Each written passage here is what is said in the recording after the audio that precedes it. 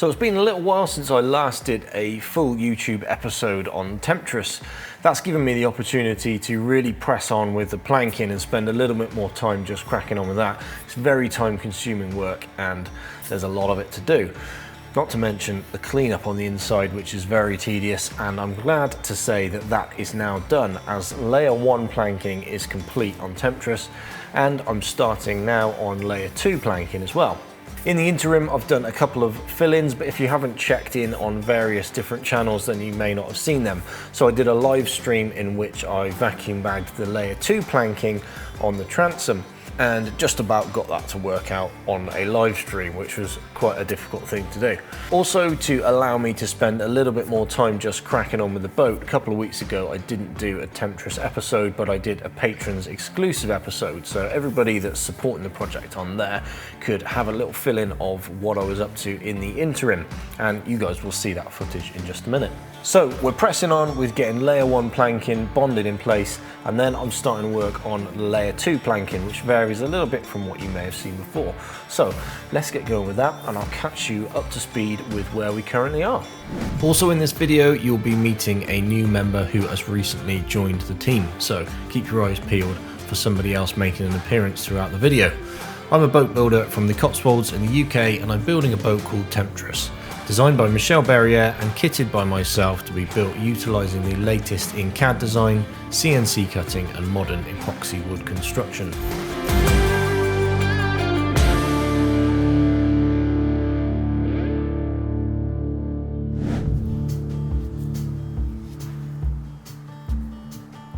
So we pick up with the project several weeks back now. I did the first round of second layer bottom planking and then quickly realised that actually what I probably needed to do was the sides first, mainly because of the fact that these two layers meet up forward at the bow of the boat, and I realised that side planking needed to be on first. So I dropped back onto that and started to get that all bonded on.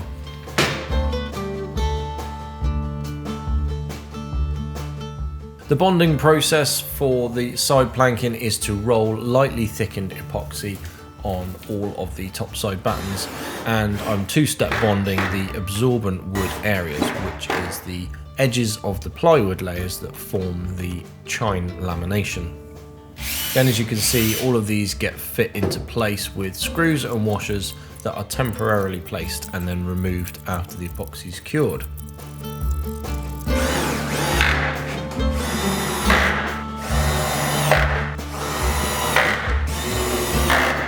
A lot of people have asked why I'm not using staples on this. I'm not really a huge fan of staples unless they're used in conjunction with another clamping system, for example a vacuum bag. There are a number of reasons why I don't really like them, but primarily here we're fixing 4mm cedar into 12mm larch, and that would be highly prone to splitting if I was using staples. The screws also give me a much better pull of the planks, because in some places these are particularly heavily cupped and they really need quite a bit of pull to get them drawn into place. So screws and washers is the method that I've opted for here.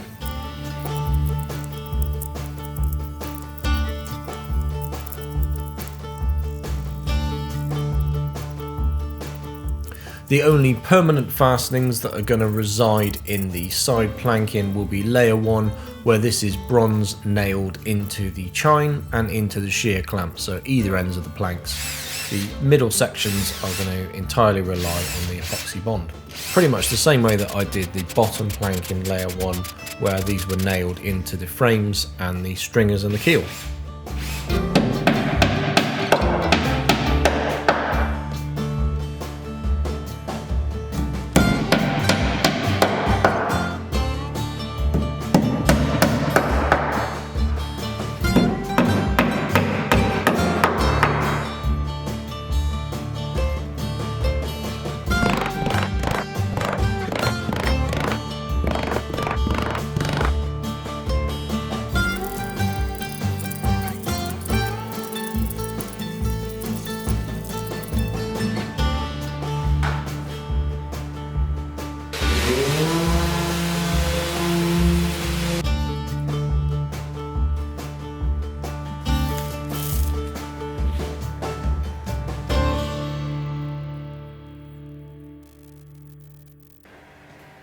So there's the port side planking glued in place, and you can see there's quite a lot of screws holding that down, but those 4 screws per plank give us a really good even pull down. And there's a quick look at the transom after the vacuum bag came off following the live planking video. So that's 2 layers on the transom, layer 1 complete on the port side. Next up, all the screws can get removed.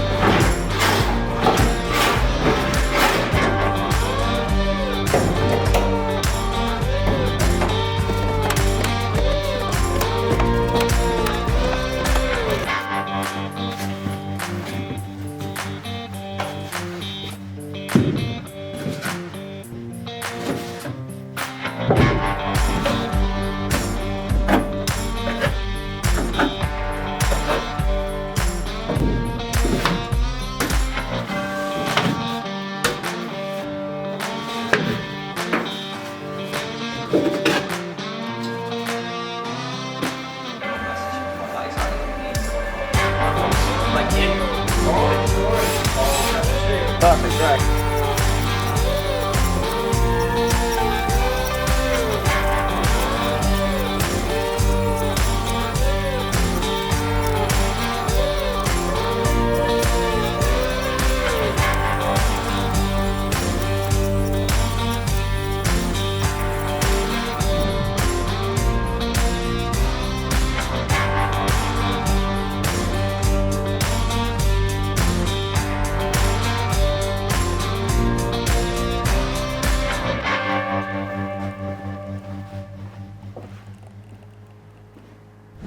So that is the side planking layer 1 fitted and fully bonded in place. I've roughly trimmed the chine lines. We've still got the shear line to trim, which I'll probably do once all of the layers are on. So as an interesting exercise, those 7 minutes of video that you've just watched, I thought I would go back and look at how much actual physical time that was for me on the boat. That was to finish dry fitting the planking on the starboard side, and then to remove all the port side and all the starboard side and then bond it in place. That actually amounted to 90 hours work, which is a little over 2 weeks solidly. So that just gives you a little bit of an insight as to how much work goes into what essentially creates 7 minutes of video for you guys. So on the occasional week where I miss a video and I just try and press on with a project, that's an insight into why I'm doing that, to try and just get a bit more time to move things forward. If you're enjoying these videos and you feel that you would like to support the project and support the business, I would greatly appreciate that. And a really good way to do that is through Patreon. We're starting to do quite a lot more on Patreon now, as Sasha, my wife, has joined the business and she's starting to do some more behind the scenes footage. So there's some extra stuff you can get in there. You can also get things like the bonus episode that went out a couple of weeks ago when I didn't do a full episode. Here we go. You get discounts on various different things and lots of different perks, as well as just being able to support this project and the channel, which I greatly appreciate and I greatly rely upon in order to make this happen. So check that out if you feel like you would like to.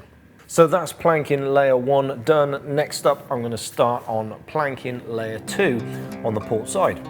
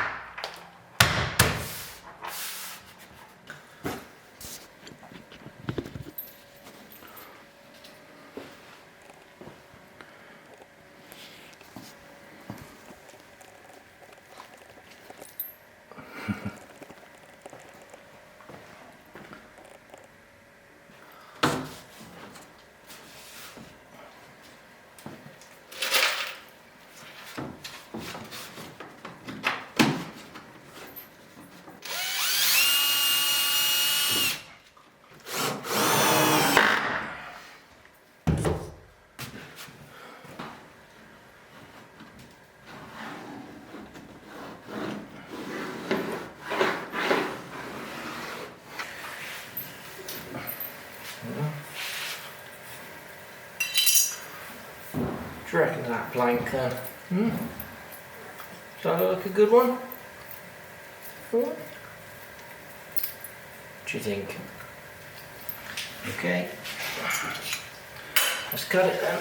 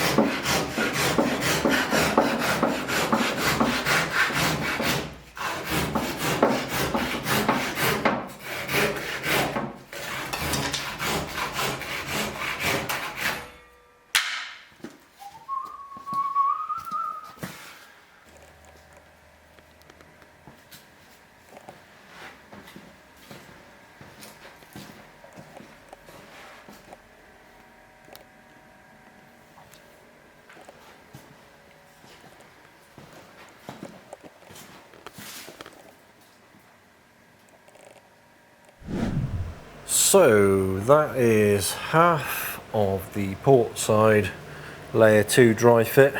I wasn't entirely sure on the technique I was going to follow here, but I've kind of worked this out as I've gone. I don't really need to do a great deal of fairing on layer 1 like I did on the bottom. So what I'm going to do is, or what I've decided to do, is to dry fit all of layer 2, and then I'll pull this off. So we've got the same thing again, start plank there. So I'll pull off all the planks back that way. And what I'm going to do then is I'm just literally going to run the DA sander over this surface. The only thing this really needs is just these kind of little, slight little edges there. Obviously that epoxy needs to come back off. That's pretty much all it needs. It really doesn't need fairing because it's just landed so well that, that's good. So I'm going to do that. I'll take that off, I'll run the DA over there, which at that stage of course we'll lose the lines, which is why I haven't done that first. So I've transferred the lines through to layer 2, which are then going to also come through to layer 3. So I'll pull those off and then I can reline them with what stays on here, so I don't need to then worry about the lines underneath, if that makes sense. So that will be next. You can already start to get a real sense for just how strong this makes the boat. I mean, if you look at this plank run here, how many planks that's spanning? 1, 2, 3, 4, 5, 6, 7, 8, 9, 10, I think. I'm trying to count through the camera, so I lost track a bit. 9 to 10 planks. That plank is spanning across grain, giving us massive dimensional stability in this boat. And that's going to be really good once that's bonded in place. So yeah, I'll press on up forwards, I get those dry fit, and the glue up process as well is going to be infinitely quicker on layer 2.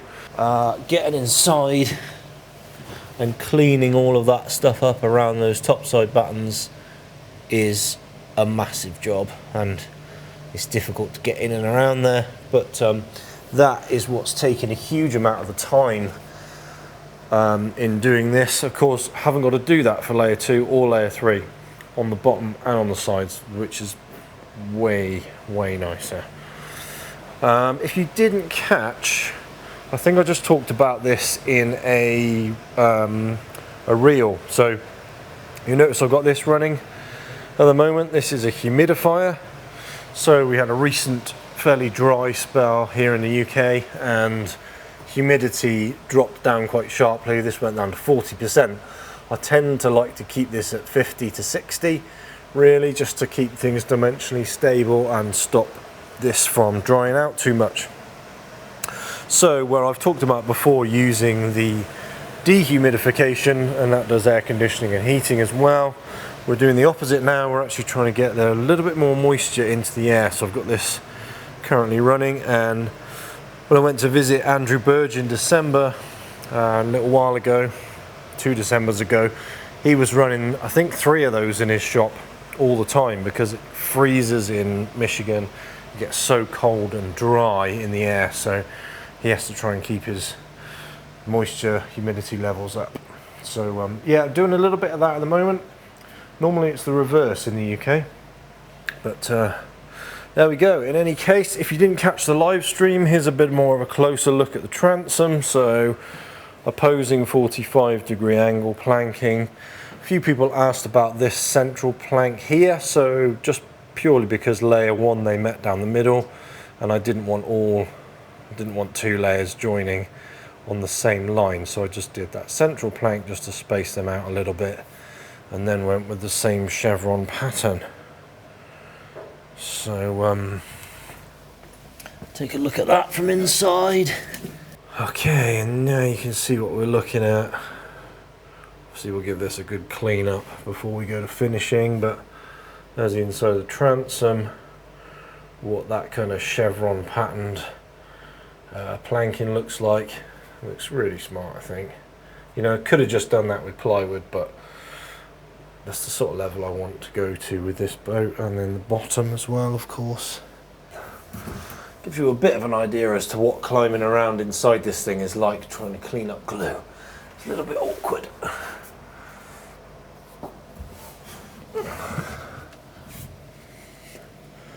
But there's a little look of what the bottom looks like inside, which is going to be our engine bay. Another day.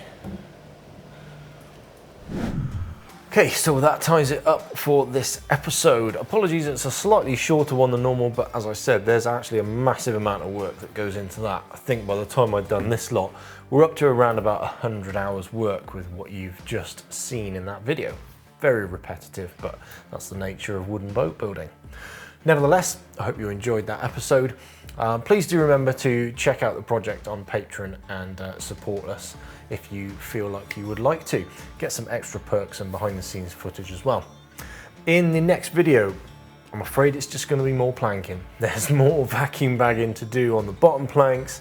There's the rest of the side planking, much more of the same. But after that, we're going to get on to layer 3, which will get a little bit more interesting because we'll be doing longitudinal planking in utility. So stay tuned. I'll catch you again for another episode of planking very shortly. Hope you enjoyed it. Thanks for watching. Cheers, guys.